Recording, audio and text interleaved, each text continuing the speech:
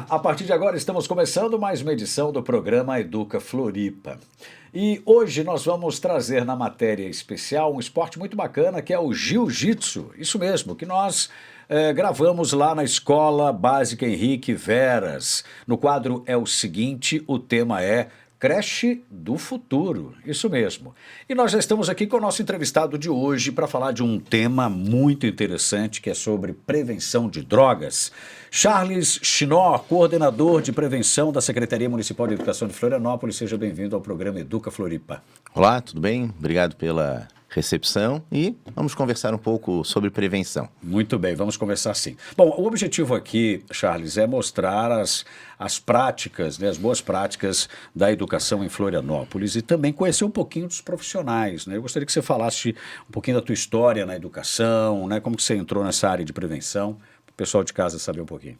Perfeito. A gente iniciou em 2002, 2003, né, iniciamos as ações junto à educação infantil, à época no Pantanal, na unidade de educação infantil do Pantanal, e traçamos aí uma trajetória com escolas, com creches, hoje os nossos NEIMs, posteriormente, né, preparando mais a formação junto com o pessoal do 1º Batalhão de Bombeiros Militar, através do curso de bombeiro comunitário, e efetivando na rede, continuamos trabalhando esse cunho preventivo.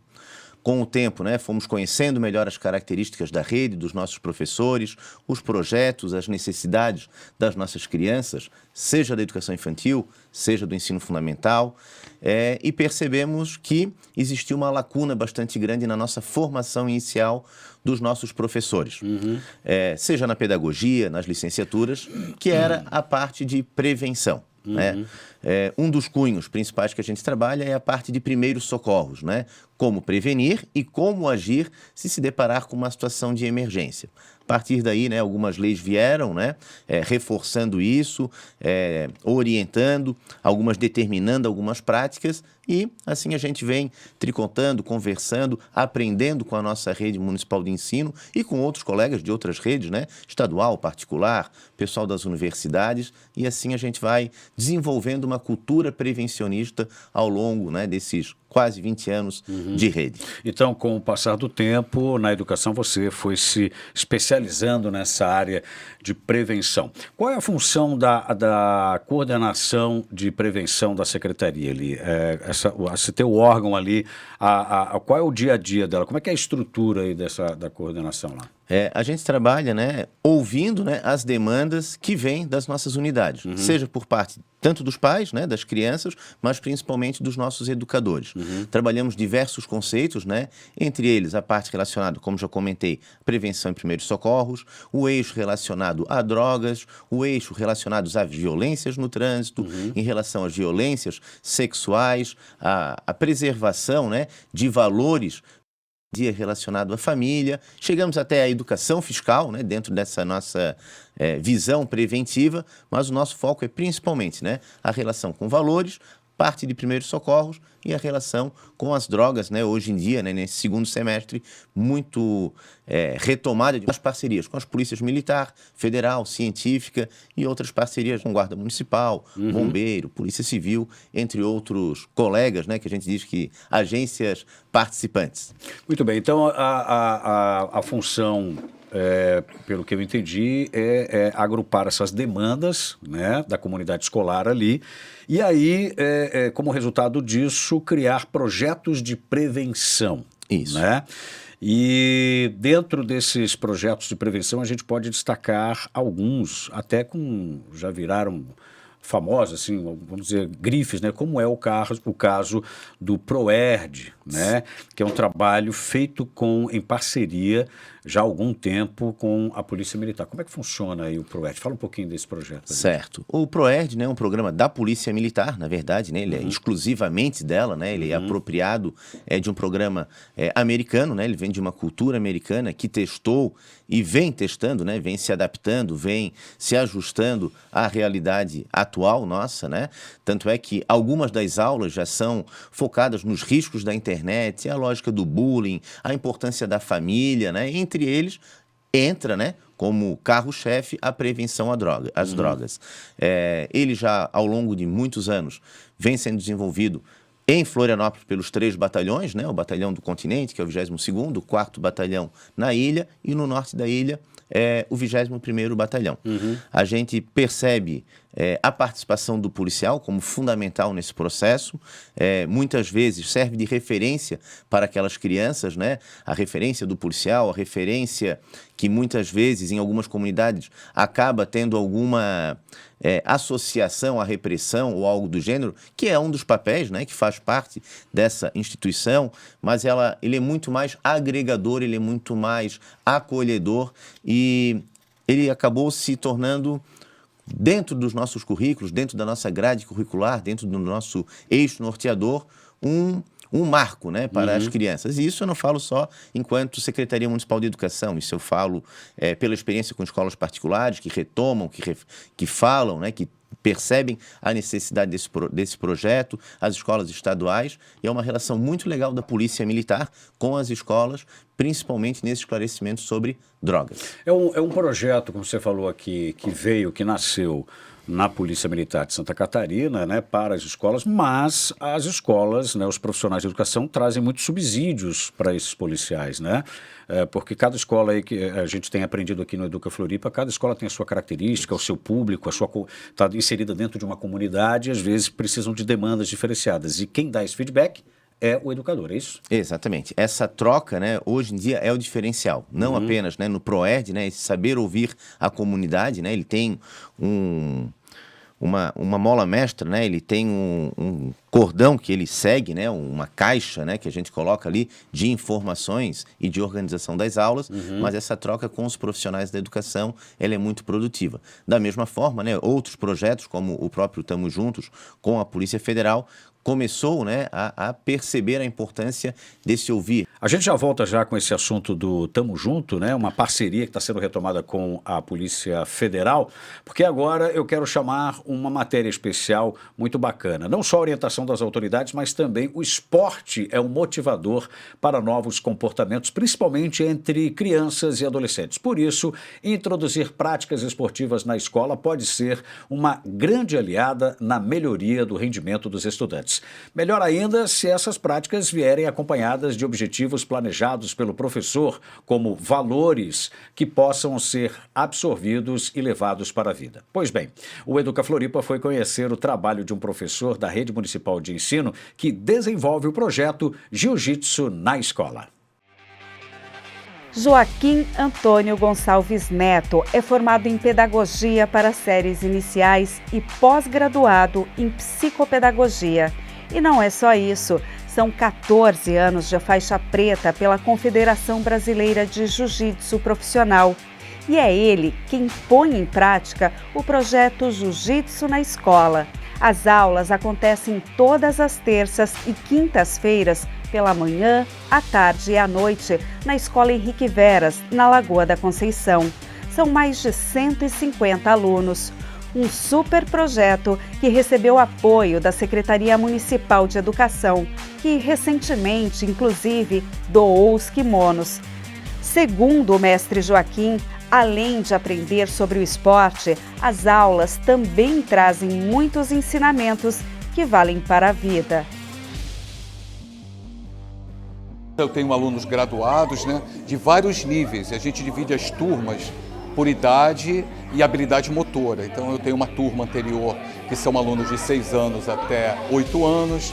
Aí tem essa turma que é de 9 até a adolescência. E a gente divide aqui as atividades conforme peso, tamanho, para que sejam compatíveis na atividade, né? Vem com eles o quê? Primeiro, a coordenação motora. Aprimora a coordenação motora, que auxilia, inclusive, nas classes de alfabetização e etc. Há uma melhora significativa na coordenação motora. Segundo, a disciplina. O aluno começa a ter disciplina, porque aquilo que é ensinado aqui no dojo, ele tem que levar para a sala de aula. E nós cobramos também o rendimento escolar. O rendimento a gente trata da seguinte maneira, não é o cara tirar notas altas, mas ele ter um quadro significativo de melhoras nas suas notas, no seu comportamento. É importante que o aluno entenda que lutar não é brigar, lutar é uma coisa que ele executa no tatame, de forma técnica, é um esporte, e que ele usa isso, né, como um meio de vida. A alimentação perfeita, buscar se alimentar bem, buscar tratar bem os seus pais, ser educado. Então esse é o mecanismo que nós trabalhamos pedagógico, para que na unidade escolar esteja reflexo significativo desse esporte, né, dentro do rendimento escolar como um todo, né? É um conjunto de situações que acontecem na vida da criança, né? Do aluno, né? Uma deles é a autoestima, melhorar a sua autoestima, se sentir importante, saber que o que ele sabe é suficiente para ele ser seguro, que ele não precisa se meter em confusão nem em briga, porque ele sabe que ele está seguro, que ele, né, se ele precisar, ele vai saber se defender. E a gente também, o jiu-jitsu é uma das artes marciais que ensina a defesa pessoal. Então, se você perceber aqui, a quantidade de meninas, né, que a gente fala de um empoderamento feminino. A menina precisa aprender a se defender. É necessário isso na sociedade que a gente vive, né? E aí nós ensinamos a defesa pessoal, né? E elas sabem que a defesa pessoal é uma coisa que tem que ser usada no extremo, né? Quando existe uma necessidade objetiva, né? E aí a gente faz essa conversa aqui, no caso do estupro, do abuso, como se defender, um homem que puxa pelo braço na rua, como tirar o braço. E a gente vai trabalhando esse tipo de defesa, que é importante, né? Ela não é só o jiu-jitsu esportivo, trata também a questão da defesa pessoal. Ele é o jiu-jitsu escolar, por isso que é o jiu-jitsu na escola. Então os objetivos é diferente de você botar numa academia. Uma academia vai ensinar o jiu-jitsu esportivo, mas não se preocupa com o lado pedagógico, o comportamento da criança na escola, como ele anda, como ela é, porque aqui eu acompanho, cada um deles eu converso. Eu tenho aqui no WhatsApp o grupo dos pais, os pais entram no direct comigo e falam dos filhos, ó, meu filho fez isso, conversa com ele. Aí eu vou, bato um papo com o menino e geralmente o pai manda de volta, ó, muito obrigado, deu tudo certo, entendeu? Aí é muito legal. Tenho alunos, por essa motivação, buscam entrar no IFSC. Nós temos um aluno aqui, o Samuel, que passou agora no concurso do IFSC, entendeu? Da rede pública. Nós temos alunos na universidade fazendo educação física. Tem um aluno nosso que está no exterior, está na Nova Zelândia, professor de educação física. Pô, então, para a gente ver que esses meninos, né, têm essas oportunidades, não é? E eles conseguem entender que eles precisam planejar o futuro deles, pô, isso para eles é demais, é muito gratificante, tá entendendo? Aí eu vou dizer que os 150 alunos tem de manhã, tarde e tem à noite. À noite nós atendemos a comunidade. Então eu tenho mães de aluno treinando aqui, pais de aluno, tem os alunos que treinam à noite também, que se caiu, eu montei uma turma com os maiorzinhos, que tem mais força. Falei, eu não vou poder botar junto com esses aqui, eu tenho que fazer uma turma à parte.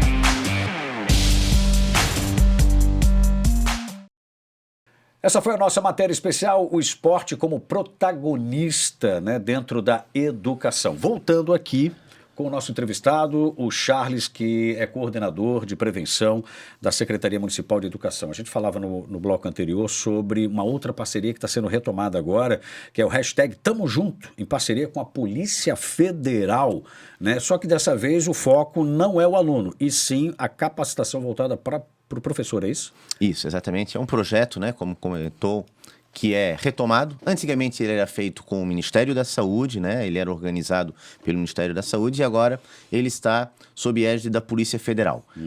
Aqui em Florianópolis, né, o delegado Israel Castilho assumiu, né, a liderança desse processo. Nós iniciamos ele em agosto, já temos 5 escolas, né, que foram capacitadas, que os seus profissionais, né, não apenas o professor regente de sala de aula, mas equipes pedagógicas, diretores, passaram por essa capacitação na superintendência. Como é que é essa capacitação? O pessoal vai para a sala de aula? Isso, exatamente. Eles pegaram, né, organizaram de uma forma, trouxeram instrutores da Academia Nacional de Polícia Federal, tanto do Rio Grande do Sul quanto também de Chapecó, profissionais, policiais federais com uma experiência didática, filosófica bastante grande, e colocaram os nossos professores no outro lado, né, os nossos educadores, né, do outro lado ali da mesa, para conversarmos e construirmos conceitos preventivos. principalmente, né, voltados aos valores, voltados à família. De todas as aulas, né, que tem no programa #Tamo Juntos, apenas 2 ou 3 acabam trabalhando diretamente sobre drogas. Os demais assuntos, as demais aulas, as demais formas de interação dele são sobre valores, a importância da família, a importância dos amigos, a importância do contexto familiar, do contexto de sala de aula, da comunidade e o quanto isso pode influenciar ou não, né, a sua utilização ou não, ou a sua resistência ou não a esse tipo de drogas. Eu queria pegar um gancho ali e me concentrar na questão, são vários atores aí, escola, a comunidade, mas a família, né? O primeiro núcleo ali onde a criança nasce. A gente sabe que a família tem um papel fundamental nesse combate aí, né? Mas de que forma a família pode ajudar mais efetivamente a sua criança, os amiguinhos, né? Enfim, como é que ela pode, na prática, ser mais fiscalizadora ou, enfim, orientadora dessa questão? Perfeito, né? A família ela tem um papel fundamental, né? A relação dialógica da família com a criança, né? Entre todos os entes familiares que tem ali são fundamentais. A gente percebe isso apenas não em relação à resistência às drogas, né? No desenvolvimento da nossa linguística, né? Temos estudos, né? Professora Ana Paula Santana, da Universidade Federal, desenvolve isso muito bem. O quanto que a família, essa interação social entre adulto, criança, né? O que é reforçado por outros autores, como Lúria, já que é bastante presente quando a gente fala desses valores, dessa importância para a linguística da criança, para a relação da criança com os outros, ela é fundamental. E a gente percebe isso na relação lá com as drogas também, quanto a gente tem de referência esse adulto que convive com a gente no dia a dia. Aquela cervejinha que é oferecida para o menino ou para a menina, né, para ele se dizer adulto ou na fase da adolescência, é o principal caminho, né? Acaba sendo um dos caminhos para a utilização, a normalização, né?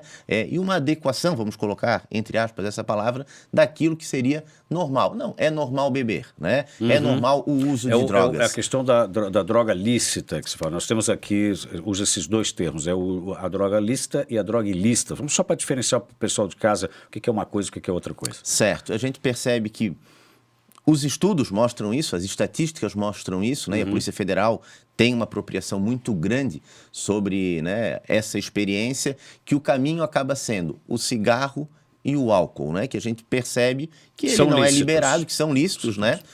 Não que ele seja liberado para o menor, mas existe, né, uma normalização, uma aceitação muito mais cultural por parte, né, de pais, às vezes, de adultos, e que levam isso para a mesa do almoço, às vezes a mesa do jantar, da festinha de 15 anos, e vão normalizando, né? Vão achando aquilo ali como um processo, um período em que a criança ou que o adolescente deve se deparar com aquilo. Muitas vezes, né, a gente vê a relação com remédios, hoje em dia, e novamente retomo, né, o quanto que a gente tem que cuidar, né, dessa medicalização da infância, né, o quanto que a gente acaba achando que é normal utilizar alguns tipos de remédios, de drogas, né, querendo ou não são drogas, para concentração da criança e novamente entre a família, né, eu dou um remédio para ela ou eu dou um celular para ela e eu vou fazer as minhas outras atribuições familiares ou eu vou ficar com o meu celular e para eu trabalhar com o meu celular, eu, pai, mãe, eu dar atenção à minha rede social, de repente uma medicação acalma mais uma criança, deixa ela mais tranquila e ninguém melhor do que o professor para perceber, né, o quão essa medicação, não que ele vai diagnosticar ou que ele vai pré-diagnosticar algo, mas ele conhece muito bem a criança daquela faixa etária que ele está convivendo. Muitas vezes, experiência essa que a família não tem. Então, por isso, a formação do programa #Tamo Junto foi tão fundamental para os nossos professores. Porque começou a perceber que não apenas aquela droga, né, a cocaína, a maconha, tem o seu trágico papel ou tem uma relação em relação à saúde, à dependência tão grande, mas que outras drogas também têm uma relação não positiva, vamos colocar assim, ou não tão favorável, né, na infância das nossas crianças. Ô Charles, me diz uma coisa, na tua experiência, você consegue dizer para a gente aqui, pessoal de casa, quais são as drogas mais consumidas ou as que estão mais à disposição das nossas crianças hoje? Eu ousaria a trazer algo que é recorrente para a gente, que é o cigarro eletrônico, que é um dos nossos desafios hoje em dia e foi um dos temas, né, que a gente conversou bastante na formação com o pessoal da Polícia Federal, inclusive com a participação de alguns colegas da própria Polícia Militar e com os nossos educadores, né? A gente percebeu que é algo que está dentro de um consumo atual, de uma, abre aspas, uma modinha, que a gente percebe que não tem uma limitação, muitas vezes, até em locais públicos, em locais fechados, e ele é um produto que não é permitido a sua comercialização, né? A Anvisa não aceitou, a Anvisa não tramitou a legalidade desse produto, e a gente observa hoje que, inclusive, adolescentes e até algumas crianças, né, vêm utilizando isso como se ele não tivesse um efeito prejudicial à saúde. E ele é tão prejudicial, ou até mais, muitas vezes, do que o próprio cigarro, porque a gente não sabe o que está sendo consumido, o que está sendo ingerido dentro daquele produto ali. Exatamente. Charles, rapidamente, antes da gente chamar aqui o nosso quadro, é o seguinte, quem é mais vulnerável, o menino ou a menina? O que a gente percebe? Num passado, não tão distante, o menino era muito mais testado, né? Ele era muito mais provocado a mostrar, né, o seu garbo, a mostrar a sua masculinidade, a sua coragem. Essa é a palavra muito boa, Duran, que tu colocou aqui. A coragem dele era testada se ele fumava, se ele bebia algo mais, ele era mais machão, era mais brabão. Hoje em dia, o que a gente percebe? Feliz ou infelizmente, né, esses desafios, eles se ampliam, né? E a gente vê que as meninas também querem provar isso. Então, acho que existem outras formas, né, de nós provarmos a nossa liderança, a nossa competência e não sermos testados, né, ou querermos ser comparados, né, com aquela pessoa, né, que às vezes a índole não é a mais correta do mundo, não é a mais próxima do que a gente deseja dentro dos valores de educação, de família, de sociedade, e acaba sendo provocado a utilizar algum tipo de droga. Hoje está mais ou menos meio a meio, menino e menina. Hoje acredito que esteja meio a meio esse desafio. Bom, a gente vai dar uma paradinha rápida agora, porque eu quero chamar aqui o nosso momento de reflexão do dia. No quadro é o seguinte, a gente fala sobre a Creche do Futuro, um trabalho inovador realizado na educação infantil e que busca desenvolver nas crianças competências e habilidades voltadas para a sustentabilidade, a tecnologia e a formação integral. É o seguinte, Creche do Futuro no presente. Nós, da Prefeitura Municipal de Florianópolis, inauguramos um projeto lindo chamado Creche do Futuro. A Creche do Futuro continua ainda com as interações e brincadeiras, a essência da educação infantil. Mas é inegável que a sociedade está se transformando e a educação precisa se transformar. Logo, nós precisamos evoluir no processo educativo. E a Creche do Futuro, que nós inauguramos em Florianópolis, um projeto lindo. Temos, nesse momento, 6 creches do futuro. O que acontece na Creche do Futuro?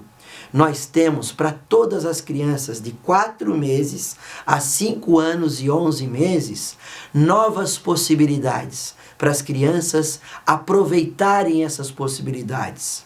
Nós temos Libras para as crianças, professor de Libras. Nós temos professor de inglês, aula de inglês. Nós temos robótica. Imaginem vocês as crianças que viveram e nasceram numa sociedade que é do pegar, é do fazer, é do construir. E quem está me assistindo não percebe porque eu estou bem na foto, mas eu tenho 50 anos. E na minha época de 4 meses, 5 meses, 1 ano, 2 anos, 3 anos, 4 anos, quando eu ganhava um brinquedo, meu pai tinha que ler um manual. Quem está me assistindo e é mais jovem que eu, nem sabe o que é manual. Hoje uma criança pega as coisas e já sai fazendo. Não existe manual. Pois essas crianças precisam de uma nova metodologia, de uma nova educação infantil. Robótica. Outra, tecnologia, aulas de informática. E aí, na creche Doralice Maria Dias, a primeira creche do futuro, uma criança, ao ter a inserção pela primeira vez de um laptop na sua vida, por iniciativa própria, ela foi no Instagram e disse assim, lá no Instagram: hoje lá na creche eu tive aula de informática, eu mexi num computador, num laptop e realizei meu sonho. Imaginem vocês, essa criança é do mundo real e o mundo real é da tecnologia. Nesse projeto da Creche do Futuro, 3 são os pilares: tecnologia, sustentabilidade e a formação integral do ser. Dessa forma, as crianças passam por estações, entre aspas, de trabalho, de aprendizagem, seja no parque, a partir de um projeto estruturado com sustentabilidade, meio ambiente, horta, como dentro da escola dos projetos que eu já falei.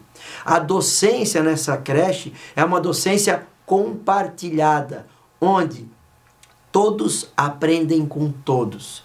A creche do futuro é o presente, porque nós precisamos, já na educação infantil, inserir essas crianças no mundo de hoje. E o mundo de hoje está pautado em 5 palavras: tecnologia, inovação, criatividade, empreendedorismo e empregabilidade futura. Na medida em que eu incorporo essas coisas com um projeto estruturado de educação infantil, com uma metodologia apropriada, eu transformo a vida das crianças.